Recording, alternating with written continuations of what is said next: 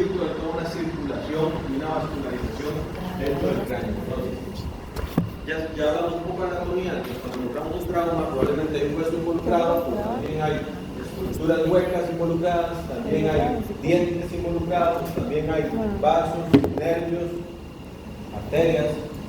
Entonces, todo eso tenemos que tenerlo claro para saber qué abordaje podemos tener en cada estructura, ¿verdad?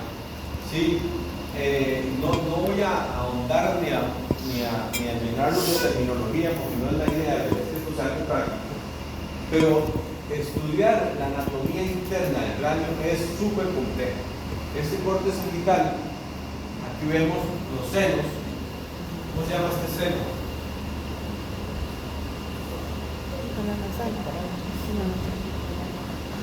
No.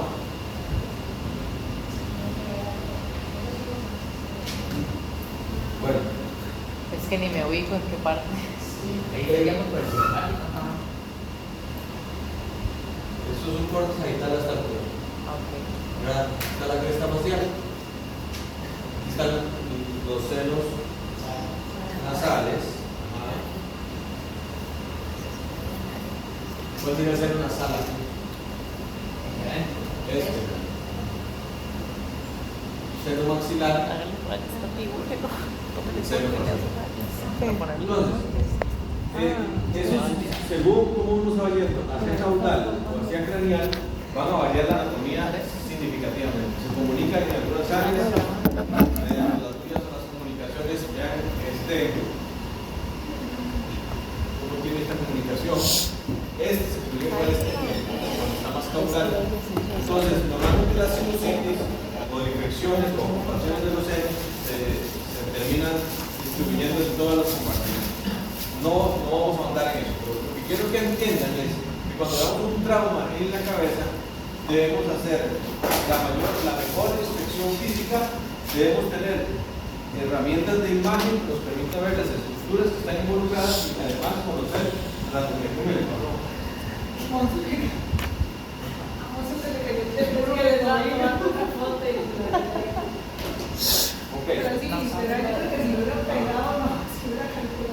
Bueno, vean, esto es lo que les decía. Cada vez que veamos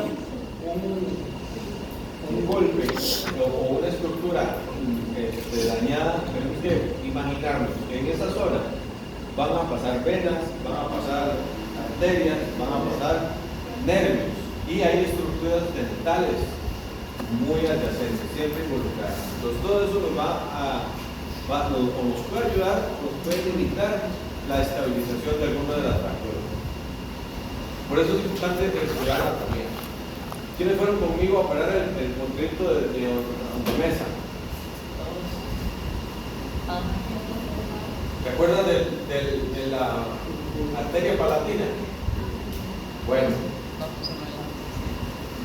es importante entonces entender que no se ve, ¿verdad? Se ve.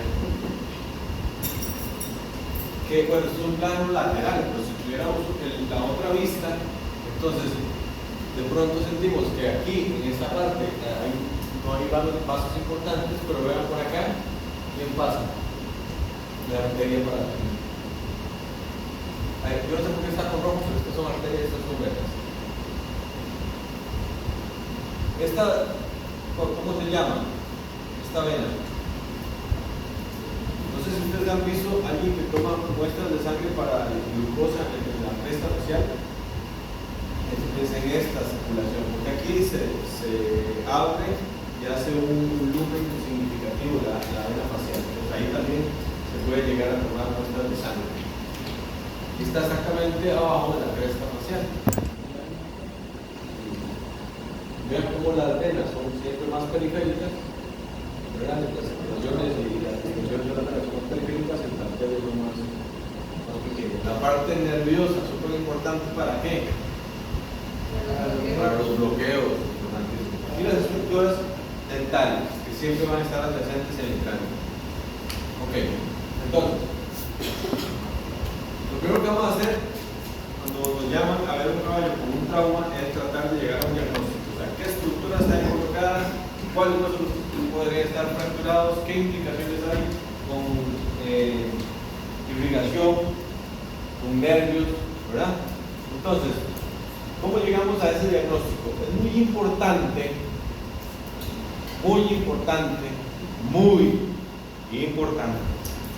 preguntar la historia, porque ahí muchas veces está gran parte de la explicación. Muchas cosas, dice uno, esto está fácil de suponer.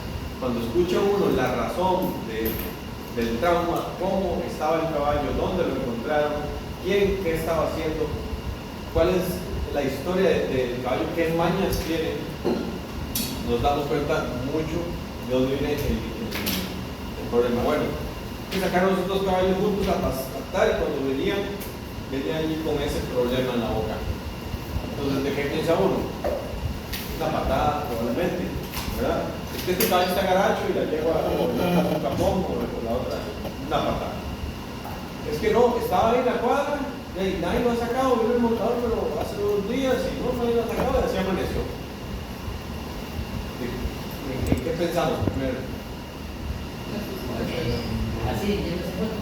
Sí, ya el caballo no tiene historia de haber salido, así apareció. Y tratando de abrir la puerta, se le dijo que Exacto. Estereotipias, mañas, lugares donde puede haberse quedado atrapado. Y vean, y eso es súper importante llegar a ese diagnóstico porque de eso va a depender toda la terapéutica. Ahorita vamos a ver por qué. Entonces, Les pasa como cuando empezó a comerse la España del piso. Bastante.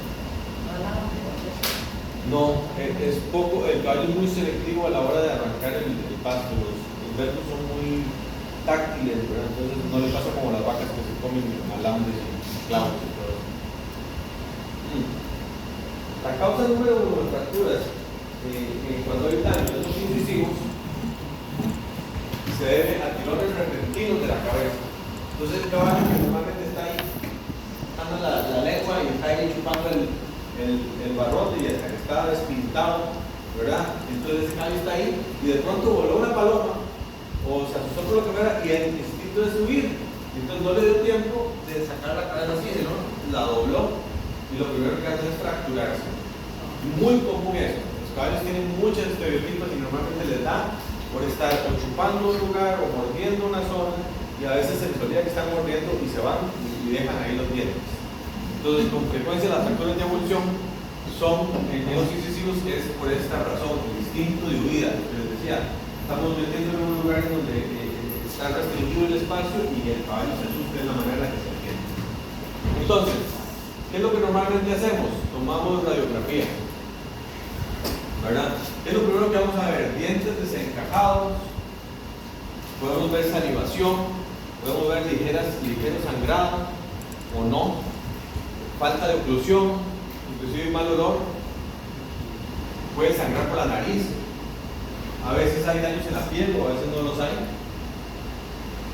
Entonces la radiografía es muy importante y la radiografía tenemos que entender que hay muchos planos para tomarlos. Esta es un método que normalmente la gente le tiene mucho temor a hacerlo, pero es muy diagnóstico. Cuando hablamos de fracturas de avulsión por incisivos, el plato intraoral es muchas veces la vista definitiva. ¿Cuál es la diferencia? Que si lo ponemos atrás, pues que se nos van a superponer los dos, tanto desde arriba y de abajo. Si lo ponemos abajo, podemos tomar de atrás para adelante a la mandíbula y de adelante para atrás a la maxila. Vamos a aislarlo.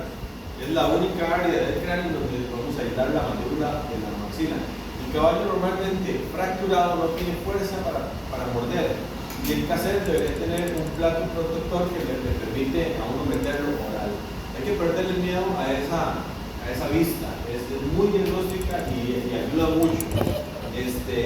La otra cosa que se puede hacer para primero el caballo bajo sedación y normalmente uno puede en el diastema poner, yo pongo los dedos, en realidad el caballo da tiempo o da chance a abrir bastante la boca para meter el cassette. Pero normalmente no he visto yo ningún problema o ningún daño que le hayan hecho al cassette por haber puesto ese plato ahí. El dueño del aparato dice que le da mucho miedo, normalmente si no sé de qué kilos, cuando le decimos que le vamos a meter el cassette a la boca del caballo. Pero es una vista súper importante. y todas las oblicuas. Hay que recordar que la bóveda del cráneo del caballo tiene demasiadas aristas, muchas estructuras adentro, todos los huesos se ponen uno adelante del otro, entonces es muy importante tomar las radiografías oblicuas para que nos den las estructuras. En el tercer mundo no tenemos tomografía para caballos, pero cuando es un caballo en miniatura, súper diagnóstico las tomografías. Yo tuve la virtud o la dicha de hacer la primera tomografía de un equino en Costa Rica y fue una miniatura que pudimos llevar al tomógrafo de perros y fue un diagnóstico que no hubiera sido posible si no hubiera sido con la tomografía.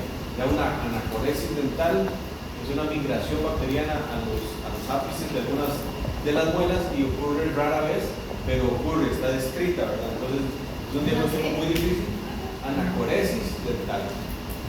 Es como decir, la misma etiopatología que podría tener, digamos, una artritis séptica en un potro, que es una migración bacteriana con vía endógena que se aloja a raíz del diente. Entonces, si yo le hubiera dicho a cualquiera que se dedica a dientes, es que ese potro le vamos a sacar una muela, me dice, es un potro, le vamos a sacar una muela afectada a un caballito de año y medio. Pues resulta que esta es la única causa por la cual no sea una fractura o una periodontitis que causa una infección. ¿Perdón? Los mismos signos de una muela infectada, secreción unilateral cuando es en maxilar. Entonces, las imágenes son indispensables en este tipo de fracturas, a pesar, y ojo esto, a pesar de que sea muy evidente. ¿Por qué? Muchas veces abrimos la boca y vemos los dientes fracturados. Ahorita les voy a pasar las imágenes. Entonces, vemos que sí. De las anteriores, la oblicua era la de arriba, ¿cuál es la oblicua? Sí, las oblicuas son estas. Desde aquí hacia allá, de allá hacia acá. Esta es lateral, esta es oblicua, esta es oblicua, esta es temporal. En el caso de aquellas donde toma, digamos, si lo de un lado, después del otro se agarra a cada uno. Correcto, que son lados de lado. Sí, pero ahí es como Esta está al frente, sí, esta toma desde atrás. Esta se pone atrás, se toma desde adelante. Y esta de aquí, que, o sea, como que agarra ahí, porque La cresta facial y toda la rama mandibular. Pero, digamos, eso es sumamente dinámico. Usted toma la radiografía y dice, ¿ponen la más atrás? Toma la radiografía. ¿Ponen para arriba? Porque simplemente un grado en la inclinación del rayo nos da otra imagen. Entonces, no hay una, digamos, hay dos vistas, una lateral, ¿verdad? O una dorsoventral, que es normalmente la que le hacemos a cualquier miembro, a cualquier perro, a cualquier. Tenemos un mínimo dos vistas para tener una figura tridimensional. Pero las oblicuas nos dan todos los detalles que hay entre un plano y otro, ¿de acuerdo? Entonces, oblicuo quiere decir, voy girando un poco a ver qué tan oblicuo la quiero hacia un lado o hacia el otro. Pero eso es sumamente dinámico. Hay que irlo viendo en cada caso para ver qué estructura nos evidencia. Entonces, ¿qué pasa cuando abrimos la boca de un caballo y vemos unos dientes desencajados? Se fractura una fractura de buchón. Pero si no hacemos una radiografía, no sabemos si hay artefactos, si además de eso quedó una astilla, o si además de eso hay un fragmento que puede generar luego un secuestro óseo. Entonces es muy importante ir y limpiar bien y buscar el fragmento y volver a tomar la radiografía para asegurarnos de que eso quedó bien. Entonces, la radiografía, vean que este caso, por ejemplo, son una fractura de evolución. Son los dos incisivos que se separaron de la línea de oclusión, es un potro, y bueno, aquí hay una línea de fractura, por ejemplo, la más común. ¿Qué vemos acá? Una fractura en el diastema. Entonces, ahí hubo una separación bilateral de la rama mandibular donde se rompió, y aquí se pierde la línea del hueso mandibular y además hay un colapso del fragmento, de la parte distal. ¿De acuerdo?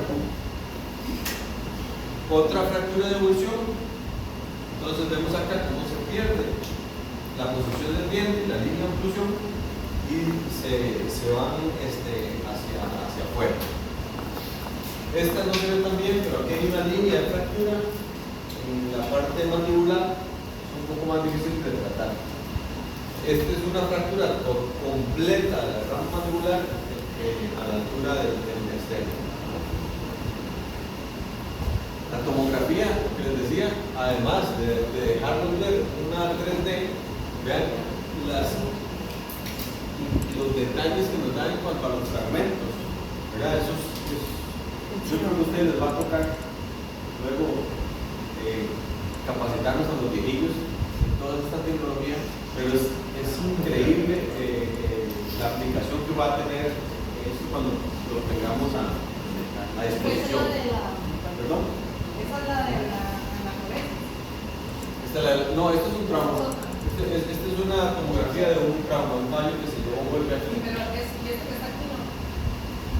¿Cómo se ve? No puso la del fondo. Sí, veanlo acá. Este es igual a este no es el caso. No lo puse, pero ahora se lo enseño. Pero esta es una infección periapical en una muela. Vean, este es un caso interesantísimo. Si este caballo le abrimos la boca, muy probablemente que vayamos a ver nada. ¿Por qué? Porque la parte cruzal de la muela está perfecta. Vean que la fractura no es aquí, como normalmente ocurre, que viene la fractura desde oral hacia la parte apical. En este caso la fractura fue de un trauma lateral y se fracturaron estas dos muelas, pero de manera lateral. Si no hubiéramos tenido la tomografía, no podemos llegar a ese diagnóstico, ¿verdad? Probablemente en la radiografía podríamos haber pegado el boom, pero aquí nos deja sumamente claro cómo están fracturadas y a qué nivel. Venlo acá. Entonces, ¿qué es lo que termina viendo? Bueno, una periodontitis termina viendo una infección en la raíz donde se alojan siempre todas las infecciones que tienen. En ese caso, el caballo que está la boca abierta, o sea, no es una fractura de diente así externamente. Fue un golpe lateral, entonces se golpeó desde afuera y vean la gran inflamación que tiene. Hay una inflamación muy grande. Entonces, la mayoría siempre es hacer el trastorno, pero Sí, todas las ustedes se sientan seguros de que le están dando la imagen que usted necesita. Ahí me está estorbando ese diente, voy a volver. Hoy con la radiografía digital, la verdad es que es muy fácil porque las tomamos, inmediatamente la vemos, le variamos un poquito y lo vamos tomando según nos vaya permitiendo. Sin embargo, nos limita muchísimo todas estas estructuras. Si yo hubiera tomado una radiografía de este caso, todo esto no me deja ver lo que aquí hay, ¿verdad? No vemos todo el detalle de los fragmentos, de las porciones, ¿verdad? Entonces la tomografía tiene esa gran ventaja. ¿Con cuál? Muy probablemente termina siendo por exodoncia.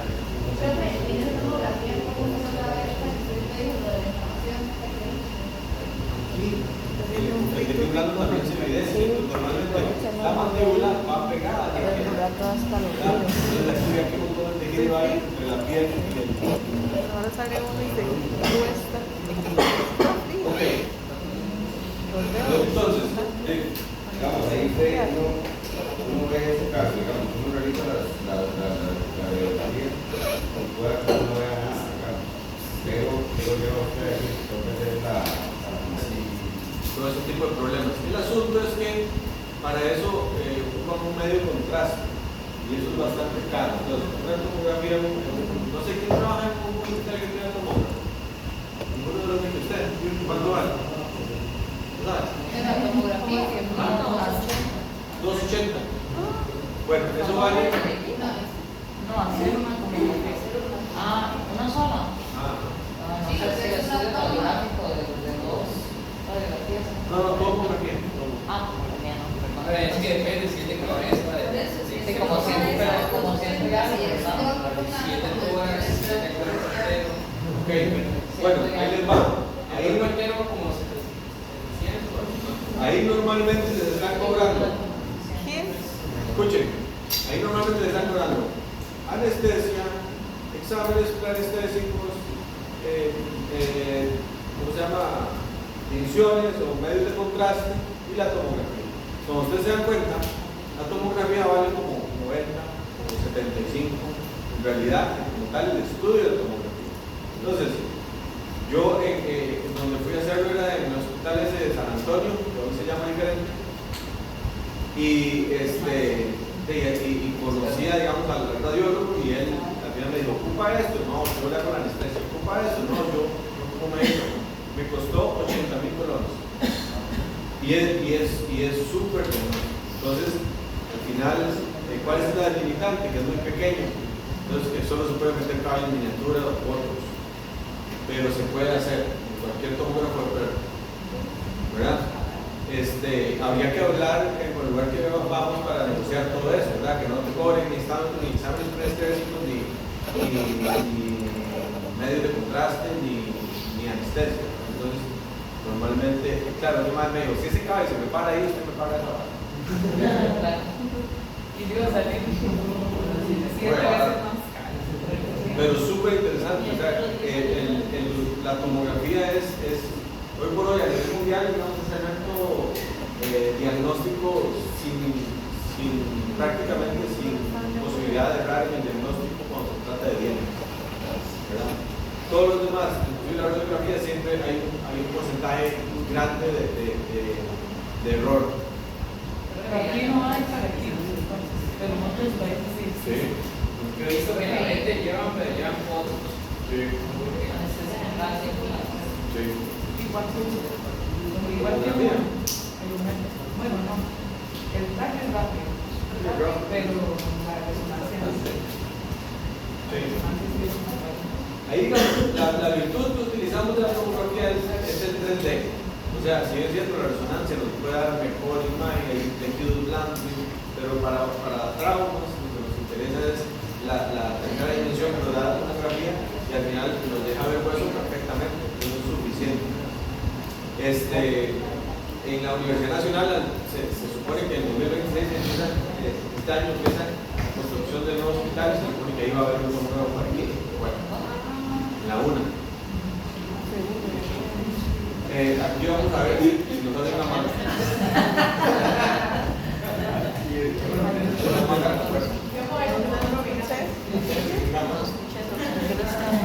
Bueno, entonces, ¿qué pasa con las fracturas del cráneo de los caballos? ¿Cómo es el pronóstico? Normalmente es bueno, por aparatoso que se vea. Es increíble la capacidad que tiene el caballo para regenerar y para contener o inclusive hasta cierto punto inmovilizar de manera biológica algunos fragmentos o encapsular y muchas veces expulsar de manera prácticamente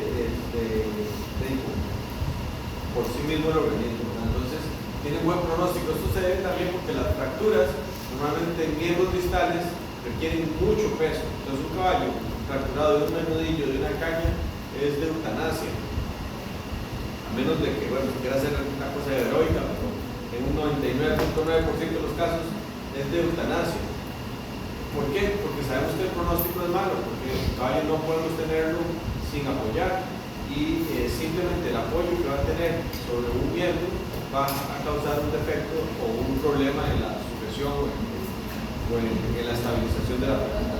A diferencia de la cabeza, si bien es cierto, en algún momento se necesitan cuestiones como alimentación con sonda o lo que fuera, pero normalmente el caballo es mucho más noble o es mejor una recuperación de una fractura de cráneo.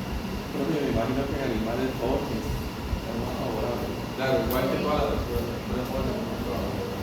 Entonces, esto digo que estos huesos tienen una buena cubierta de tejidos blandos y abundante suministro vascular. Las exigencias para la aplicación de fracturas de la boca son menos desafiantes. Los dientes sirven como ayudas muchas veces para estabilizar esas fracturas. La instrumentación requerida de la mayor parte de los casos es económica y fácilmente accesible. Yo no soy ortopedista y de todos los casos que les voy a poner yo los he realizado. Entonces, si yo lo puedo hacer, cualquiera de ustedes lo puede hacer. Esto no hay que tener gran capacitación, no hay que hacer muchísima inversión en instrumentación. Todos los métodos que vamos a utilizar o vamos a hablar hoy son de abordajes en campo que podemos hacer. Eso es 100% práctico. ¿De acuerdo? Entonces, manejo preoperatorio. Bueno, posicionamiento del paciente. Se puede hacer en pie, muchas veces se hace en pie, me gusta hacerlo siempre en pie, pero también se puede hacer de cúbito dorsal. ¿Qué pasa con las anestesias totales? Que si son inhaladas tienen que ser por nasal, porque en la cavidad oral no nos permite el traqueotubo estar trabajando con los dientes. Es súper importante. El caballo en pie necesita una neuroleptoanalgesia. Entonces vamos a hablar rápidamente de qué es eso. Una sedación y una analgesia principal por vía venosa. ¿De acuerdo? Normalmente la neuroleptoanalgesia en caballo permite hacer muchísimos procedimientos en pie y las fracturas es uno de ellos. Las exodoncias es otro, los problemas de muchas veces remoción de tumores de cabeza, etcétera. Muchísimos procedimientos se pueden hacer. Si nosotros tuviéramos una buena sala de examinación, casi que podemos hacer el 70% de la cirugía de los caballos. Las cirugías que se hacen en quirófano con el animal acostado únicamente terminan siendo cólicos, terminan siendo abdómenes, terminan siendo cesáreas, intorquios, pero en pie se pueden hacer muchísimas de las cirugías de los caballos. Pero es muy importante manejar este asunto de la sedación. Entonces, siempre vamos a usar un alfa 2 que puede ser deltomidina, silacina, romifidina. Normalmente en nuestro país conseguimos silacina y a veces deltomidina. Estas son las dosis. Sin embargo, es muy importante entender y saber que la sedación se calcula según el efecto que haga en el paciente. Entonces, si al caballo ya le pusimos el 1.1 que dice aquí, que es la dosis máxima de la silacina, el caballo aún así está alerta, relincha, no está relajado, entonces tengo que subir la dosis. Entonces, lo primero es encontrar el efecto que queremos en el paciente, no fijarnos tanto en la dosis. Entonces, pasa mucho cuando están principiantes o alguien, un ayudante, y entonces uno le da las tiritas pegadas y ya se las puse, ¿no? Vale, más, ¿de cuánto? Y uno ve la angustia en las carillas o sea, tanto que de lo que se necesita. O sea, hay caballos que ocupan 20 ml, hay caballos que ocupan 3, y es tan abundante como esa la diferencia. Entonces, hasta que el caballo se relaje. ¿De acuerdo? Entonces siempre se le pone primero el alfa 2, después se le pone el opioides, ¿no? Sí, en el caso del butorfanol, a mí me gusta mezclarlo, principalmente por una cuestión en donde, digamos, hacerlo por aparte se podría hacer, pero el volumen del butorfanol en realidad es muy poquito, y entonces mucho queda embarrado en la jeringa. Entonces, si yo lo mezclo con la silacina, me ayuda a darle volumen y a que no sé, tal vez es idea mía, pero siento como que se desperdicia menos, hay más posibilidades de que vaya ahí mezclado y al final se ponen además en el mismo momento, se ahorra una jeringa.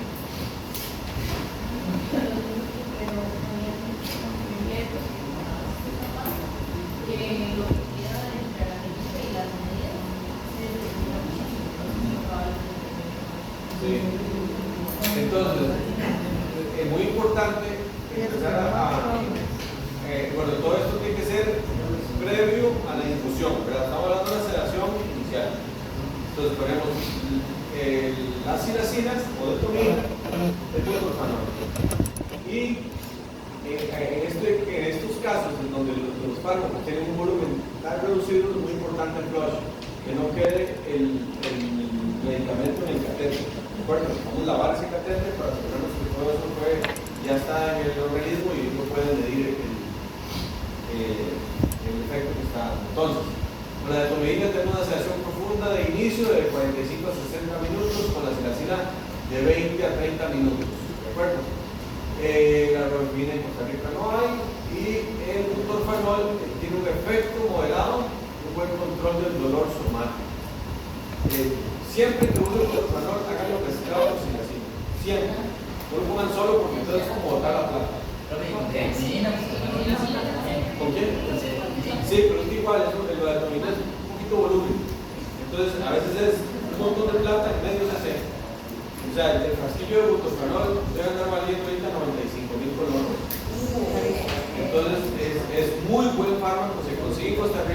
pero es muy caro. Entonces también es cierto que se usa poquito, pero es muy importante cuidarlo, porque digamos, con solo que ustedes jetearon y jugaron una gota de 25 y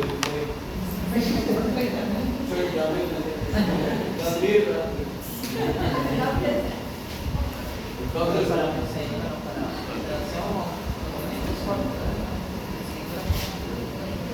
sí, pero digamos, en casos donde vamos a prolongar, también lo vamos a usar, porque lo vamos a usar como una inducción, como una sedación. ¿Perdón? También se puede usar, pero estamos hablando de que las medidas limitantes, caro, no hay, dosis, volúmenes pequeños, pero si hay, se puede usar. Pero entonces, si uno tiene una dosis baja y lava la jeringa con solución salina y todo, ¿Para cuándo es la pero expulsión quita mucho de...? la diferencia que queda en la jeringa.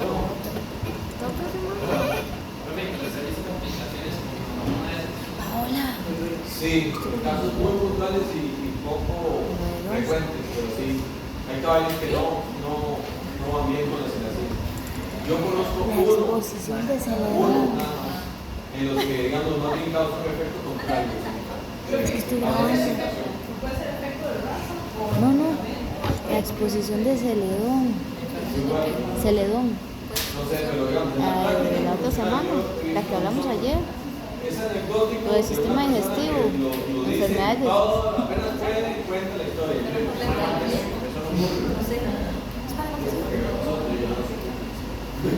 Bueno, eso- estoy con pero ustedes. eso es muy raro. Lo O sea, mismo el de José Litres, Fernández, famoso episodio, el no sé si grupo. conocen, Son ustedes él tres nada más. cuenta la historia de un caballo que una vez se volvió loco y entonces le volvió a sedar y se volvió más loco.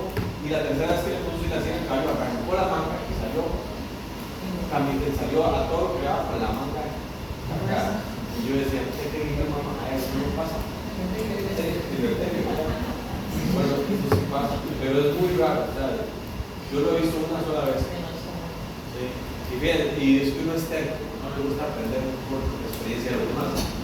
Ese caballo yo le fui a hacer los dientes y me dijeron, Doc, vea, este caballo la vez pasada vino fulano tal y no le pone los dientes. El caballo le pusieron un poquito y se volvió loco. Y entonces más bien el malo lo dejó quieto y no, maricón.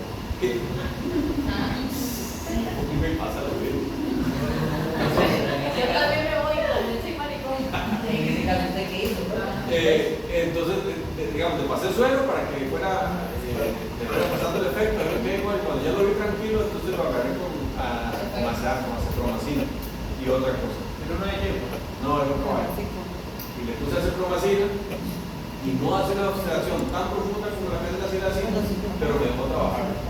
Entonces ustedes solamente acepromacina.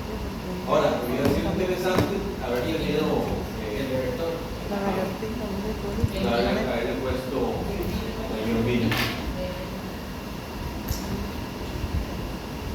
¿Por qué usted quiere decir interesante?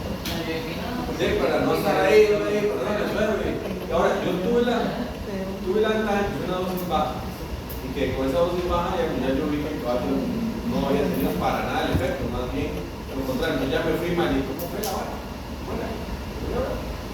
Ya me contaron toda la historia y baja. Y ya le puse el otro, pero sí pasa. Cuando usted dice que usted no es baja, quiere decir que... Hacer unos dos hace años. los cinco.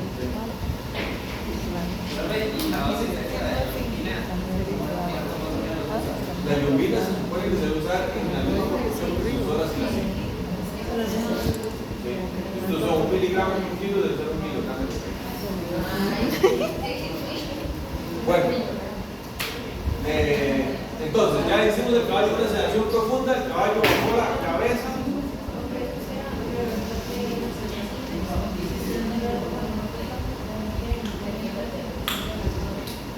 Si no es un algodón, si yo uso otro algodón, sí. Entonces, ya lo sedamos bien. ¿Cómo sabemos si un caballo está bien sedado? ¿Quién me dice? Baja la cabeza, apoya los vértebros, ¿verdad? Cierra un poquito el ojo, baja la cabeza bastante. Hay que dejarlo que baje la cabeza. Muchas veces es un procedimiento en la cabeza y se la tenemos arriba, ¿verdad? Pero hay que dejarlo que baje la cabeza. Entonces, ya que está con una buena sedación, entonces vamos a hacer la infusión continua. Aquí está el secreto. Esto es lo que realmente nos permite hacer el procedimiento. Entonces, en una bolsa vamos a usar silacina, ibuprofenol y ketamina. Eso es una mezcla para 1 litro. Ahí viene más o menos la dosis de lo que se usa. Ahora, la velocidad de infusión. Ahí dice comenzar en 1 ml por kilogramo por hora y ir ajustando según la respuesta clínica. Entonces, para un caballo de 500 kilos, hay que iniciar con medio litro por hora y luego reducir la sedación. Entonces, muy importante tener a alguien ahí, porque resulta de que a mí me toca mucho ir a operar solo y resulta que se mueve el caballo y le hablo y luego se me olvida cerrar. Y entonces el caballo chorreó y ya luego se estaba ahí gota a gota, y entonces estar alguien que esté atento a eso es muy importante. Porque el caballo se pone muy flácido, pues se puede caer si le pasa muy rápido la infusión. Recuerden que tiene ketamina, entonces la ketamina lo disocia bastante. Entonces, literalmente esto tiene 1 hora de viaje con los 500 ml más lo que le dure los tratamientos, según él se vaya despertando. Puede ser menos de 1 hora, de otra hora. O sea, esa infusión podrá 2 horas.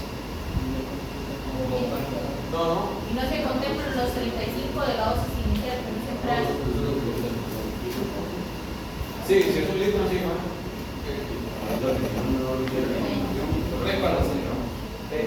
Oigan, la pregunta de Yuri es muy importante porque es una tendencia, mucha gente no usa la infusión. Yo durante algún tiempo, algunas veces me daba pereza, no me preparaba para llevar y poner el cartel. Entonces pensé que iba a ser algo rápido y luego se me complicó y no se la recomiendo porque el caballo no tiene, primero va a gastar muchísimo más fármaco de lo que debería, y segundo, vamos a ver con la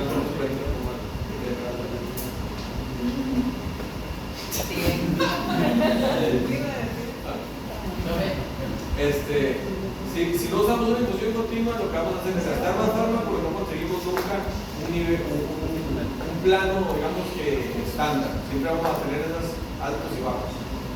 Entonces yo les recomiendo usarle, si es un procedimiento que sabemos que va a tardar, lo que se va a gastar es 1 litro de salina. Eso es anestesia total. Anestesia total, caballo derivado. Aquí estamos hablando de caballo en pie. Pero eso significa que la cantidad de fármacos que utilizan, no le cuesta 2 fármacos o 3. Sí, responde a una nomenclatura muy antigua que cuando se usaba el triglicérido guayacol y inclusive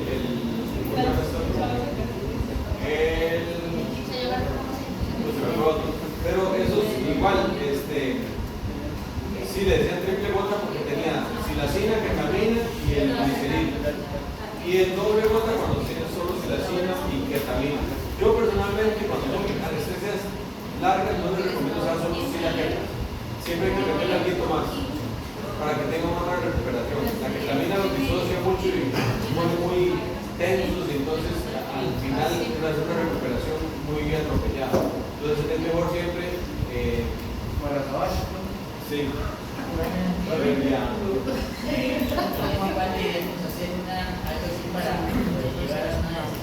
Le consigan los fármacos y las cepas. Ahí lo que hay que buscar es el butorfanol.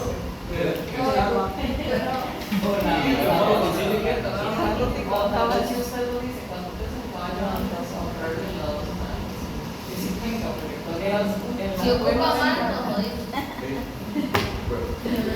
Pero si se puede conseguir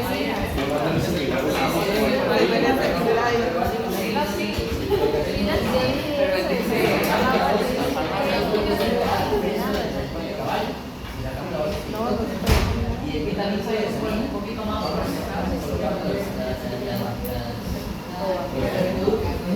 Tiene una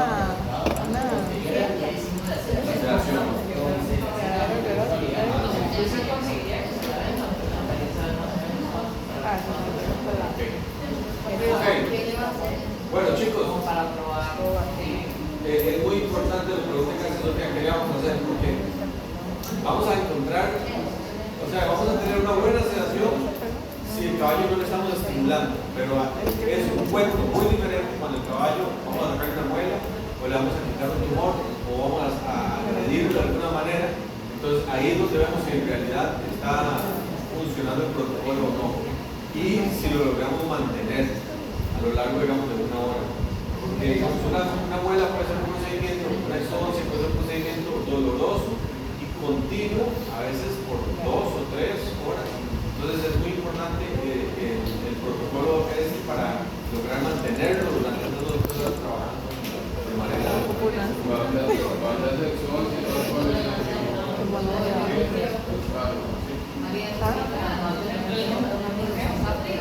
claro, ahorita vamos a ver. Venga la paz.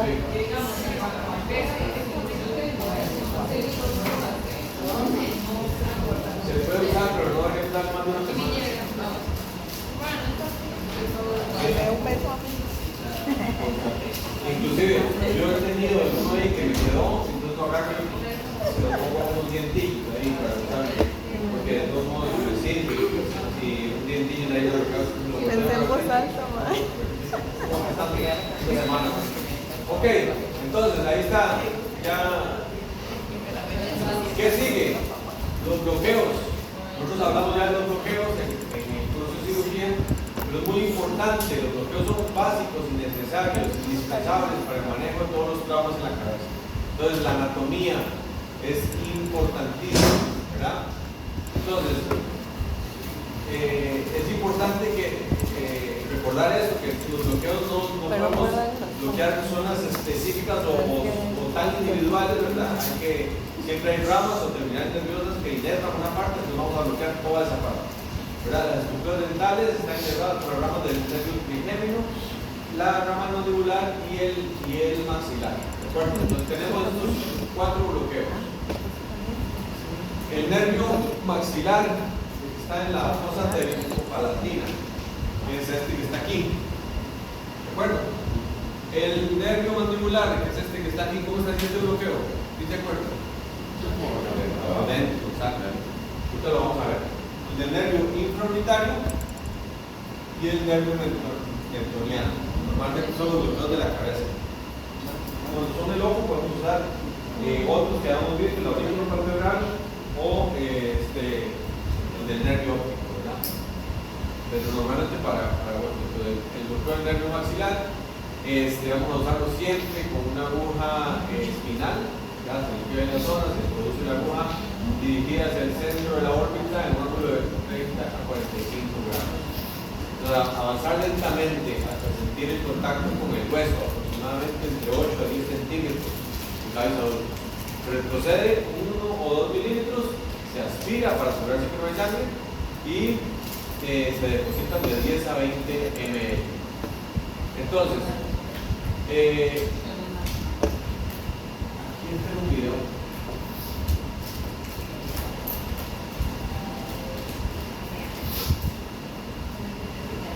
Normalmente aquí uno siente la cresta facial, la ubica la parte caudal de la órbita del ojo y totalmente perpendicular hasta tocar con el hueso.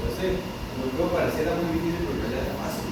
La ventaja es que uno siempre toca con el hueso. Es la referencia anatómica. Sabemos que por ahí cerca va a pasar la rama del nervio. ¿Ves ahí?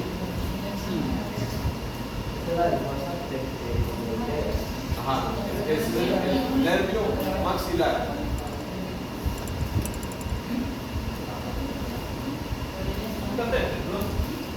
Perdón. Yo que saca como un espinal. Sí, es una hueá espinal. Entonces, el nervio infraorbitario está acá. ¿Cómo nos damos cuenta? ¿Cuál es la referencia anatómica del nervio del foramen? Tocamos la cortadura nasal y el inicio de la cresta facial, más o menos a la mitad, ahí ligeramente dorsal, ahí está el. Entonces, aquí pasa un músculo, normalmente está por encima, entonces cuando lo tocan el músculo, a veces hay que correr un poquito el músculo para sentir este borde, que es lo que normalmente vemos. ¿Cuál era el riesgo de ese bloqueo? ¿Quién se acuerda? ¿Cuál era? Sí, yo creo. Bueno, ¿cuál es la complicación del anterior? No les pregunté. ¿Qué puede pasar malo haciendo este bloqueo? ¿El que tiene video? Ah, el bloqueo maxilar. O sea, literalmente. ¿Qué puede pasar mal aquí? Creativos, más creativos.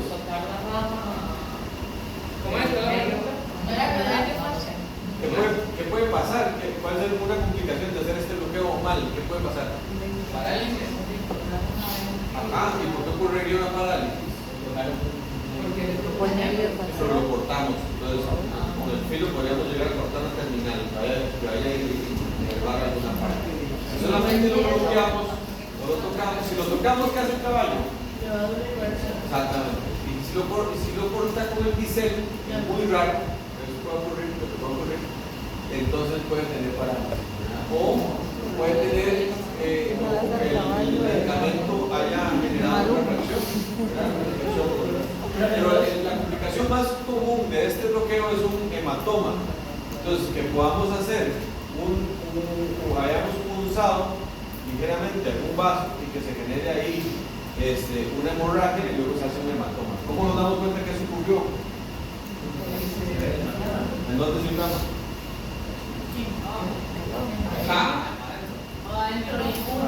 Arriba. Entonces, vean aquí la imagen. Aquí se bloquea, ¿verdad? Entonces, aquí empieza a salir sangre. Aquí esta zona siempre está deprimida. Ustedes han visto que tienen caballos aquí, se llaman los aleros. Entonces más bien se le hace una chuchota. Y ahí se acumula toda la sangre. Entonces cuando vemos también un ligero exoftal, o sea, el alveolo ocular se va hacia afuera y lo vemos así como un chihuahua, ya va a salir rojo. Muy probablemente es que hay una hemorragia. No lo vamos a ver por ningún lado más que por esa zona. Entonces, ¿qué es lo que se hace? ¿Cómo se llama la? El salero. Ese es el nombre, digamos que coloquial. ¿Cómo se llama?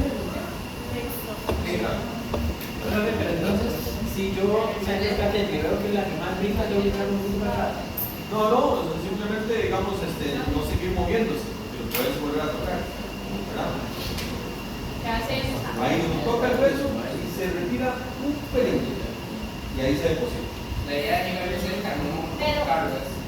Sí, uno lo toca porque es la referencia anatómica. Siempre uno topa hasta donde llega con el hueso. La cosa es que hay que tratar de que la aguja no se vea tapada, ¿verdad? O que no se haya doblado, ¿verdad? Entonces siempre se retira un pelín. ¿Verdad? Entonces ahí es donde deposita uno. Pero un milímetro, una cosa grande. Pero si ya reaccionó, o sea, yo sigo a buscar pues, o si ya me reaccionó, me retiro un toque y lo deposito. Si él llega a reaccionar antes de yo tocar el hueso, entonces podría agarrar otra trayectoria, inclinar un poquito hacia arriba o hacia abajo para no volver a estar. Pero tengo que tocar el hueso. No puede Siempre, parar. no. Siempre hay que tocar el hueso. Ok. ¿Qué pasa si tenemos un hematoma ahí? ¿Qué es lo que hay que hacer? ¿Cómo? Rezar. Muy bien.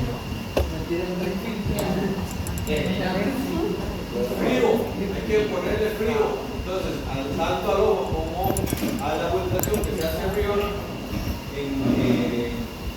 le ponemos frío. Y ahí empezamos un poquito a disminuir la irrigación. Y luego hacemos un poquito de presión. ¿Qué es lo que puede pasar? Es que se acumuló sangre ahí y luego el organismo tendrá que ver cómo la mueve. De ahí, pocas veces se puede que se haga una absceso.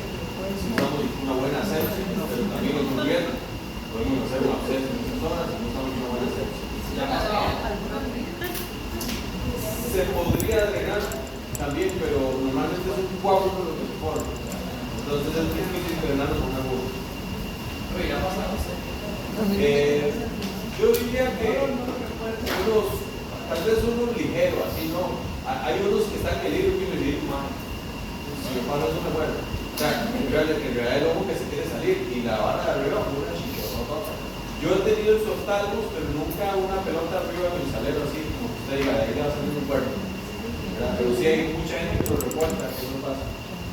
Yo toco madera. Esto es Yo toco madera. Una pregunta que no tiene que ver tanto con eso, me recordó la gira que hicimos con el canal.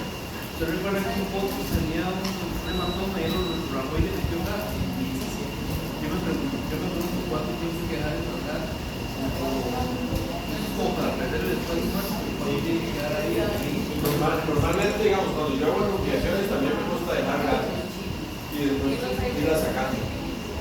Sobre todo porque la cuenca de los huesos del ojo, del hueso, entonces eso difícilmente va a ir cerrando, hay que esperar que se forme. En otras zonas, eventualmente podría o no utilizar. En cirugías, por ejemplo, de senos nasales, también podrían usarse, igual queda una cavidad que no se va a poner rápido. Pero lo más importante es sacar todos los días. Usted no deje de sacar, por lo menos un poquito. Y normalmente eso en 4 o 5 días debería salir todo. No importa cuánto esté ya puesto. Porque si no, ya después el efecto del antiséptico que haya puesto ahí se va a fallar, y entonces más bien el cuerpo podría generar infección. Ok, entonces el otro bloqueo del infraorbitario, ya dijimos, la referencia anatómica es la escotadura nasal y la parte donde inicia la cresta facial. A la mitad de este trayecto, ligeramente dorsal, ahí está el foramen infraorbitario. Entonces, ¿cuáles son los cuidados que tenemos que tener para ese bloqueo? ¿Qué se les ocurre?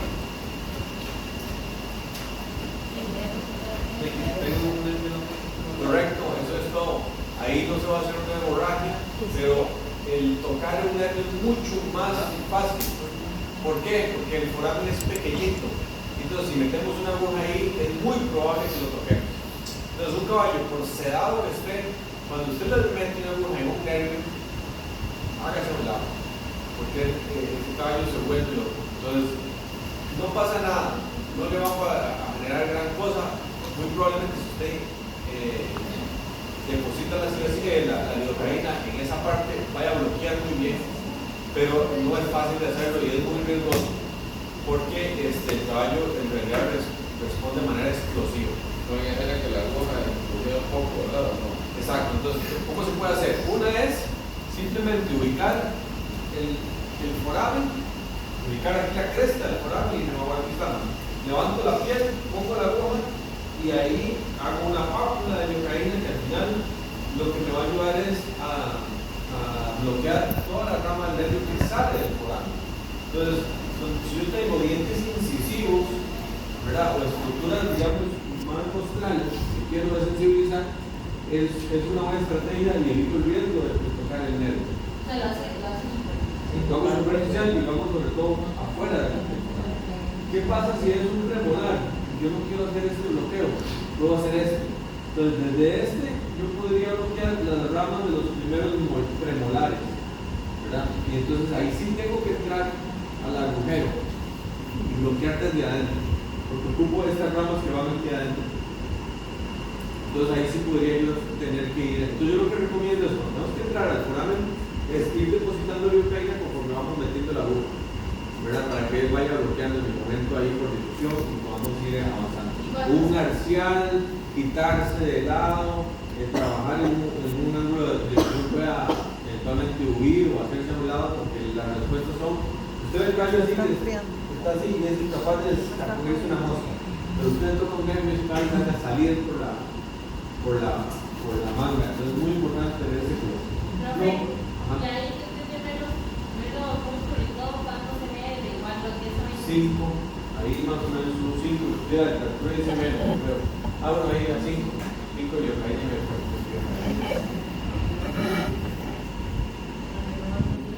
y este es el bloqueo mentoniano, la misma historia, lo mismo que hablamos del infraorbitario, pero en el foramen mentoniano. ¿Cómo ubicamos el foramen mentoniano? Igual, en el diastema, o sea, entre el último premolar y el canino, a media distancia, por ahí debe estar. Hay siempre que igual correr un músculo, porque a simple la palpación no siempre se siente. O sea, hay que correr el músculo, buscar la superficie del hueso, y ahí siente uno la parte de la cresta donde se puede identificar. ¿Preguntas? Fácil, ¿no? Bueno, vamos. ¿Bupivacaína también se usa? Sí. Este es el bloqueo más difícil de hacer. Entonces, ya dijimos que está por dentro, y está el foramen. ¿Sí lo ven? ¿Cuál es el riesgo? ¿Cuál es el problema ahí? Uno, que no hay una estructura anatómica que nos diga ahí llegué, ahí es, como decirlo en el mandibular. Yo entraba por aquí y tocaba el hueso. En este caso tengo que entrar por aquí y no hay nada con lo que yo toque. Entonces, ¿cómo se hace? Hacemos una línea imaginaria entre la superficie cruzal de los molares y otra línea imaginaria perpendicular en 90 grados a esta primera, desde la órbita, desde el canto caudal de la órbita ocular y más o menos donde se convergen esas dos líneas imaginarias, ahí tengo que llegar. Así es. Está fácil. Yo normalmente los rayos, si es blanco es muy bonito, si es negro cuesta mucho, pero yo lo rayo y siento los dientes, los rayos atrás y de aquí perpendicular a esa línea. Eso es lo que me va a dar la guía, pero recordar que lo estamos rayando por fuera y la aguja va por dentro, ¿verdad? Medial. Entonces, ¿qué es lo que primero hago yo? Agarro la aguja, es una aguja muy larga. Ella normalmente viene graduada, viene con unas líneas que nos dice cada centímetro tiene una línea. Entonces yo la pongo por fuera y digo 1, 2, 3, 4, 5, 8 líneas. Cuando voy a la octava línea, por ahí no voy a dejar. Entonces me vengo por el lado medial, más o menos siguiendo la línea imaginaria que tracé y avanzo. Lo que sucede como pegado al hueso de la mandíbula. Es correcto, siempre pegado al hueso de la mandíbula. Esa es una de las complicaciones. Si no vamos muy pegados al hueso de la mandíbula, los perdemos. Si dejamos una pápula de lidocaína en la parte de la lengua de Fernando. Sí, pero no sé por qué no hay reportes como de gran incidencia de problemas. Normalmente si se ha pegado el hueso, hay poca posibilidad de algo. Otra opción de hacerlo que está por acá atrás. Tiene una ventaja que es un trayecto menos largo, ¿verdad? Tiene una desventaja, sería por acá. Tiene una desventaja, que es que aquí está el cuello del caballo. Entonces, si yo tengo que entrar por aquí, tengo que empujar el cuello del caballo y el cuello del caballo siempre me va a hacer que la aguja se vaya hacia el medial. Yo más bien tengo que hacer que se vaya hacia el lateral. ¿De acuerdo? Entonces me cuesta un poco y normalmente si el caballo se llega a mover, pues me va a empujar y va a botar la aguja. Entonces, me gusta más hacerla siempre desde ventral, que sea un poquito más largo. Bueno, eso por bloqueo. Entonces, ya tenemos nuestro caballo bien sedado, tenemos nuestro caballo en una manga, tenemos un caballo bien bloqueado. Entonces, ¿qué tipo de fractura vamos a encontrar? Esta es la fractura más frecuente en los caballos, se llaman fracturas de abulsión. Y estas fracturas, por aparatosas que parezcan, usted queda como Superman cuando se va, porque el caballo queda perfecto, queda una alineación como nuevo, tiene una recuperación súper buena y es una cirugía muy barata de hacer. Entonces lo que se ocupa nada más es el manejo adecuado de todo lo que hemos visto aquí para atrás. Si es un caballo que no colabora, así ustedes lleven ahí un arsenal de cosas y equipo, no van a poder trabajar. Ocupan trabajar bien con las bases. O sea, saber bien sedar un caballo, tener un buen referencia anatómica para hacer un buen bloqueo y posteriormente todo lo demás va a ser mucho más fácil.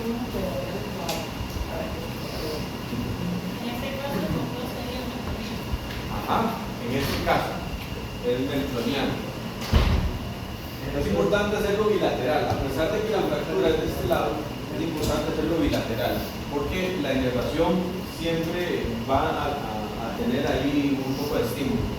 Entonces hay que hacerlo por ambos lados. Entonces, estas fracturas son comunes, muy frecuentes. O sea, les puedo decir que en el 2005 yo las tengo contadas, hice 25 caballos con fracturas de verdad. Eso son casi que 2 por mes, ¿verdad? Que para un caballo, para un país tan pequeñito como Costa Rica, son un montón. Este año que pasó. ¿Perdón? La causa más común de esto son el caballo le da por morder la cuadra y se asusta. Vean que las fracturas de abulsión son así, hacia afuera. Todas estas fracturas, vean cómo se fracturó hacia afuera, hacia afuera, hacia afuera, hacia afuera, hacia afuera. Todas las fracturas son hacia afuera, todas las fracturas de abusión. Las fracturas que se van hacia adentro son por patadas, ¿verdad? También una patada puede causar una fractura de abusión, pero normalmente cuando el trauma es de frente, lo que hace el diente es irse hacia adentro. ¿De acuerdo? Cuando el caballo muerde aquí y se asusta, se jala, entonces lo que hace es que se fracturan hacia afuera. Profe, ¿cómo jala el sangrado ahí? No, ya paró, cuando uno llega ya paró. Eso normalmente no es una complicación.